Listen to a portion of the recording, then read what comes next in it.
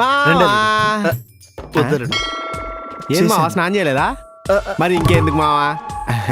దా కూర్చో. కూర్చోండి. ఇంకేం మావా సంగతులు? అల్లుడు ఈవిడేంటి నన్ను అడ్జస్ట్ చేసుకుంటుంది?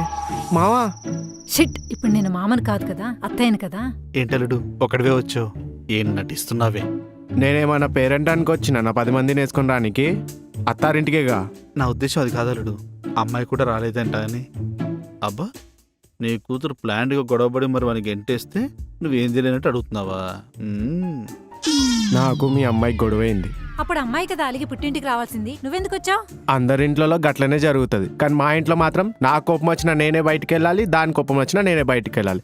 ఎందుకంటే మా అబ్బాయిల కానీ సొంత ఇల్లు లేదు కదా. చెప్పరు ఉంటే గింటే మా అమ్మ నాన్న ఇల్లు ఉంటుంది, లేదా మా అత్త మామ ఇల్లు ఉంటుంది. నాకంటూ సొంత ఇల్లు ఏడు చెప్పురి. వేర్ ఇస్ మై హౌస్ చెప్పురి. బాధపడకండి, చేసిందేంటి? నీళ్ళు నీళ్ళు అనుకో. ఆ, అవును, అసలు నీకు అమ్మాయికి గొడవ ఎందుకైంది? ఆ, మీ అమ్మాయి గొడవ పెట్టుకుంది గంతే. సర్లే కానీ మీరు వెళ్ళి ఒక మంచి కాఫీ పెట్టుకోరారి. నేను జర్నీ చేసి చాలా అలసిపోయాను. ఒసేయ్, వెళ్ళి కాఫీ పెట్టుకొని తీసుకొని రా. సరే అండి. మావా ఈ మధ్య మా అమ్మ కాఫీ చాలా బాగా పెడుతున్నాడు అల్లుడు. మావ చేత కాఫీస్ నేను సాయంత్రం తాగుతలే కానీ ఇప్పుడైతే మీరు పెట్టి తీసుకురారు పోరి.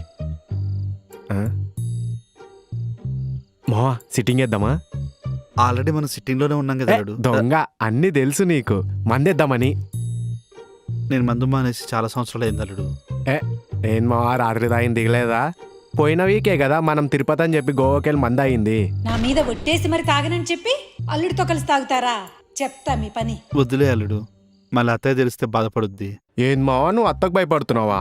ఎన్నిసార్లు బృందా ఇంకా అత్త వాడుకున్న తర్వాత మనం డాబా మీద సిట్టింగ్ చేయలేదు. నువ్వు అంతా మేనేజ్ చేస్తావు నాకు తెలుసులే కానీ you can do it. I know. నేను వెళ్ళి ఫ్రెష్ అయ్యి వస్తాను. అలా మీరు అన్ని మేనేజ్ చేయండి.